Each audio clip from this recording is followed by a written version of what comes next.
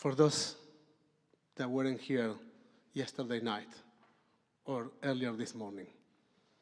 Do you remember what's the name of this Torah portion? Parashat Vayigash. And what's the meaning, once again, of the word Vayigash?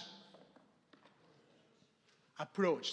So we have come to the conclusion that the word Vayigash means approach, and that a modern or a more modern take in the word Vayigash could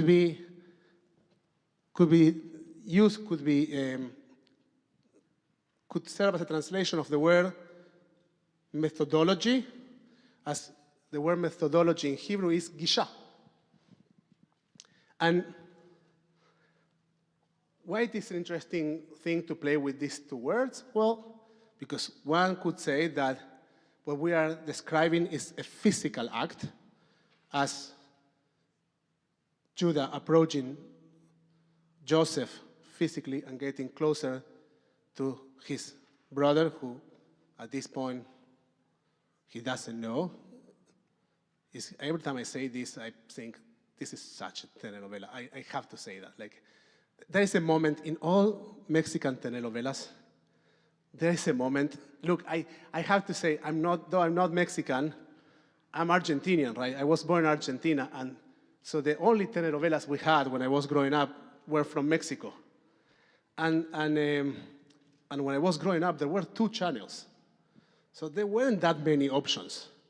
So at some point, everybody watched some Mexican telenovela. And the interesting thing about that is that they were all the same. At some point, like, there was a moment in which someone would say, I am not your sister, I am your father, or I'm like there was the moment of reveal,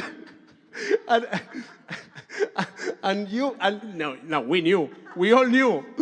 The only one who didn't know was the character that was played by that actor, and all of a sudden people, including myself, felt so moved. Like that was like the revealing moment. And this is what's taking place here. So one can say that Judah, in this moment in which Joseph has said, or this Egyptian leader, as it is understood or known by Judah in this moment, has said that they need to leave Benjamin there. And Judah approaches this leader. And the word approach, once again, can be read as physically getting closer or changing something in his life approach, as we have discussed over this last Shabbat already twice. Now, what's going to be the outcome of this? What happens after this? Can you help me? I want to build a story. I want to do a smart reading of this Torah portion. I want to rebuild the story, and I want to stop in 2 specific places. What happens after Judah approaches Joseph, and eventually Joseph will reveal? How does revelation take place? What happens in the room? Refresh my memory. It doesn't happen at once. What happens? Ruth, come. I'm going to use the microphone. We're going to converse a little bit. He tries to control himself, and it doesn't happen at once. So how that happens?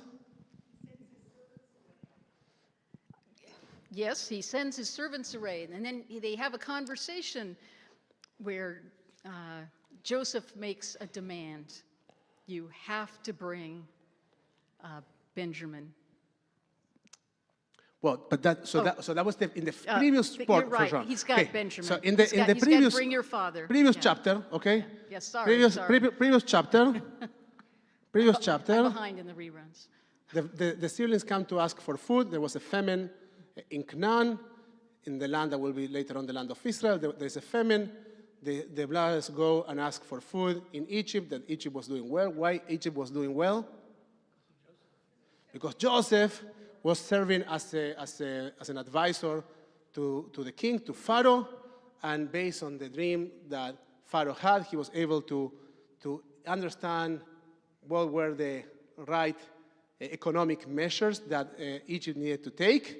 And Egyptians, let's say, some of the Egyptians were doing economically well. They had enough food, even in this time of very skinny cows, as the dream suggested.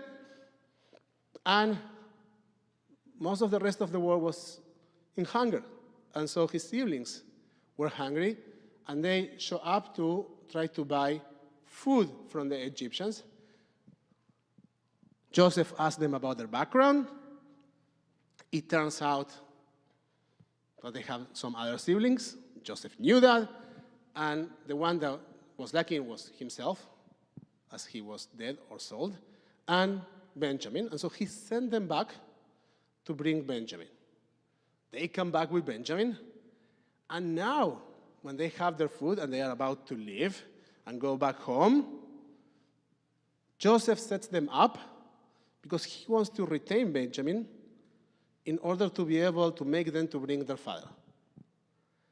And now, Benjamin is taken as a prospect prisoner, and Judah approaches Joseph to advocate for Benjamin and to ask to be a replacement, to be in his place, to be in the place of Benjamin. And now, an ongoing conversation is described between Joseph and Judah, in which at some point, Joseph says to all his servants, "Leave the room. I want to be with this man alone."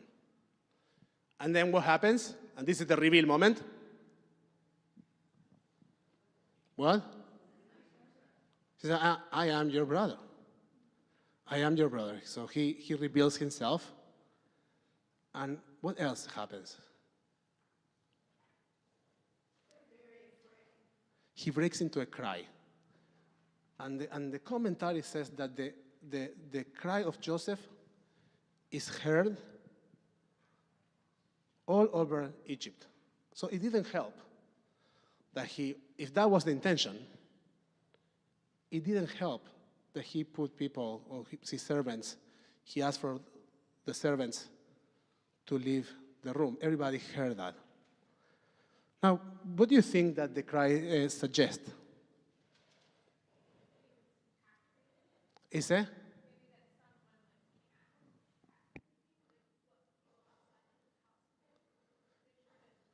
Well, so that's what the servants could think. But you could argue that. But let's say, could have been the interpretation. He asked his servants to leave, and then all of a sudden the man is crying. They could certainly think that he was being attacked. But in his life experience, and by the way, welcome to town. You're staying for a few more days, I hope. In his lived experience, what's the meaning of that cry? What's the meaning of that moment in which he breaks into tears?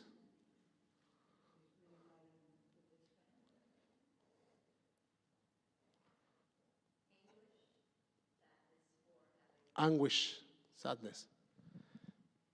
Like Joseph asked them, "Don't you recognize me? Don't you see me?" Think about this. Like, not only that he was thrown into a pit and then sold as a slave. Now his siblings are back.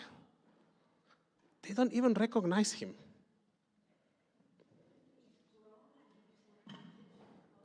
So he's grown. He is wearing Egyptian clothing. He was even given an Egyptian name.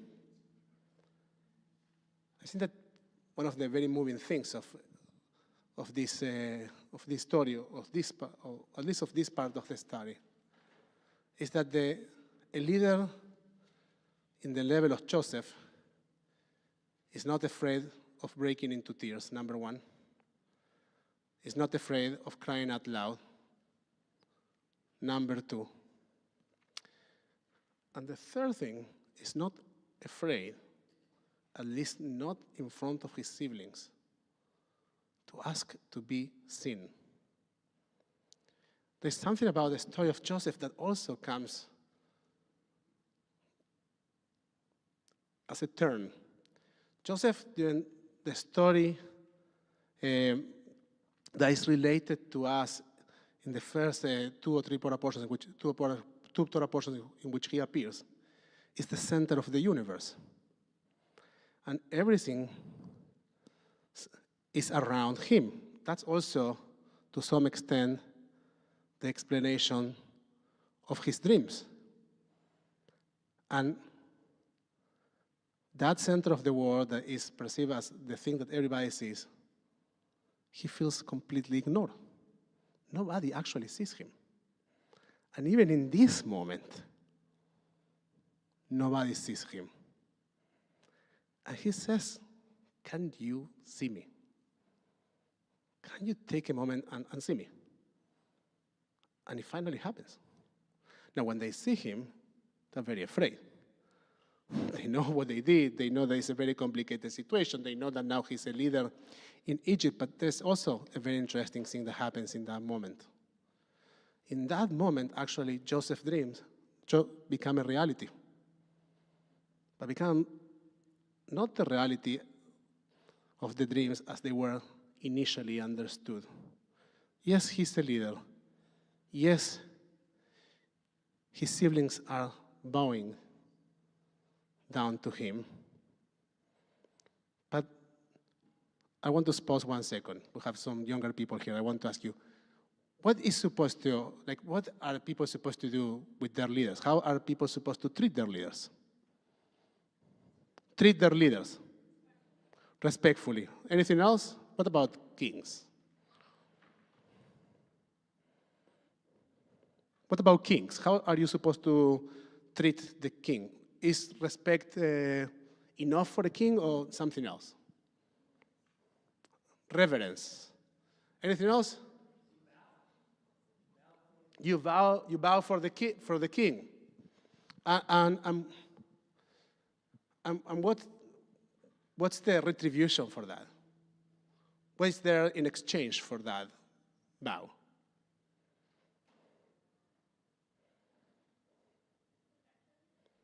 Protection. What? Go ahead, Raja. Okay. So, there is in the first interpretation of the dreams of Joseph, in which all the siblings are bowing to him and kind of venerating him, there's a very short-sighted interpretation of leadership, in which what you are supposed to do with the leader is to nurture some egocentric figure that is there only for himself. But the story now changes the entire perspective of leadership and says, no. Now that he's in that position of leadership, now that he is the leader, and he becomes a leader somewhere else, it's not that his siblings need to acknowledge him as a leader. The entire nation of Egypt recognizes Joseph as a leader, and so they too.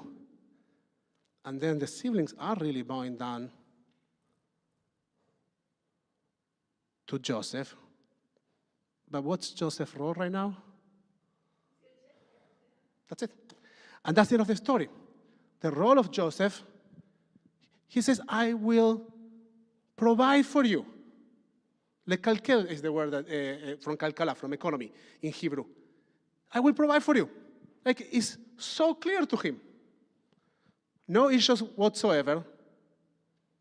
Anything that was done to me that I could have taken offense from, forget it.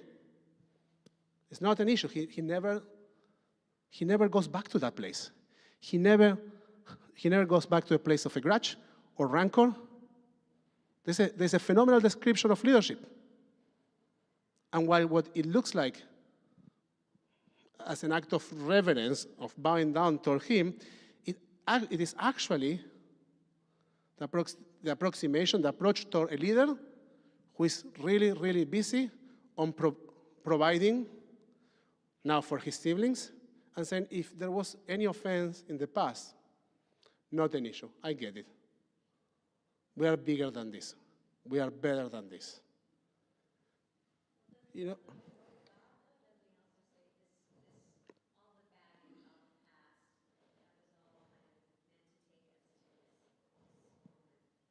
and so what's the meaning of that?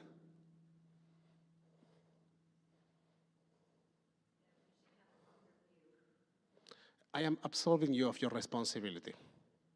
The meaning of that is like, I know it's not you. I know it's not personal. This was God's plan. Now let's make sure that we do what we need to do. You're my siblings. I need to provide for you.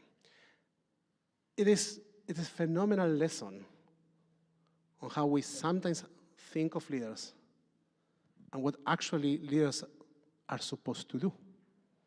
Have you heard about the book Servant Leadership? Well, this is the first lesson. Leadership is an act of service. And Joseph showcases that in a spectacular way.